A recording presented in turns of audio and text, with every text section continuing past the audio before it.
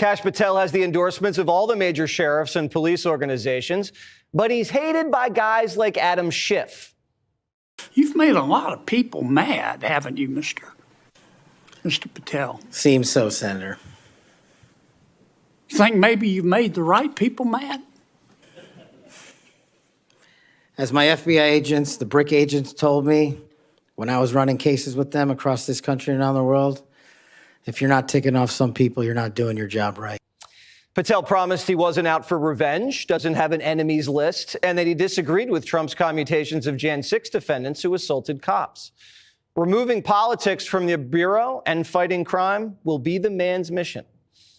Senator Josh Hawley is on the Judiciary Committee, and he joins me now.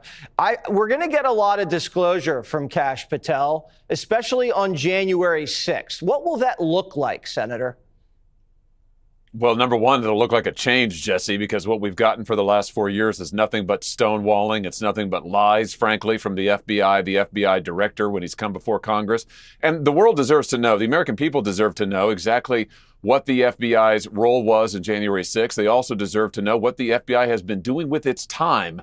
While they've been pursuing January 6th defendants, they haven't been putting drug kingpins behind bars. They haven't been going after child traffickers. They haven't been going after the drug cartels. It's time to get the FBI focused, Jesse, on, criminals again and actually putting violent criminals behind bars. I think Kash will do that. The Democrats look terrified, not really equipped to handle a guy like Kash. Are we going to learn things about Butler? Are we going to learn things about the Palm Beach attempt? What else are we going to find out here?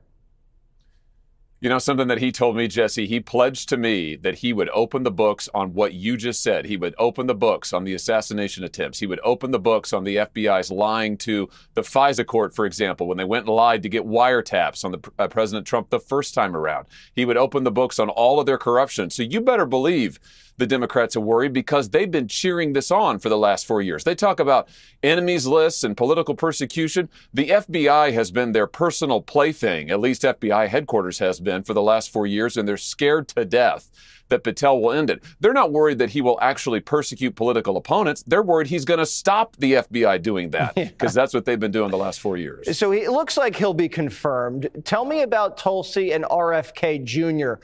What are your colleagues on the Republican side thinking here? Well, I hope that they're listening carefully to what both nominees said. I got to talk to RFK today under oath at the hearing. I thought he did spectacularly. He was honest. He was direct. He was forthright. As for Tulsi Gabbard, here's her real sin, Jesse, in the eyes of so many of the Washington establishment of both parties. Her sin is she challenged the surveillance state. She told the truth about the government spying on Americans, about the abuses of FISA. She went out there and was honest about it. And for that, she is getting absolutely roasted and persecuted. That's the real issue here. And I hope that Republicans will look at both of these individuals and say, these are truth tellers. These are people who are going to disrupt the status quo, and they're going to get their agencies, the government, back to serving the American people and telling us the truth. Wouldn't that be a refreshing change? Do your Republican colleagues understand what's going to happen if they vote down Tulsi? I don't know. And I have to tell you, I'm worried by what I hear from some of my Republican colleagues. I'm worried that her nomination may be in jeopardy. And I'm just worried about what that will mean. It will mean that the reforms that we desperately need in the intelligence space, let's not just pretend everything is fine and dandy and hunky-dory in the intelligence community. It's not. Besides the fact that they have missed major issues. I mean, and besides the fact they misled us on COVID, for example, for so long, we need reform to stop the abuse of things like FISA Section 702, stop spying on Americans. I hope Tulsi gets confirmed because we need that kind of reform.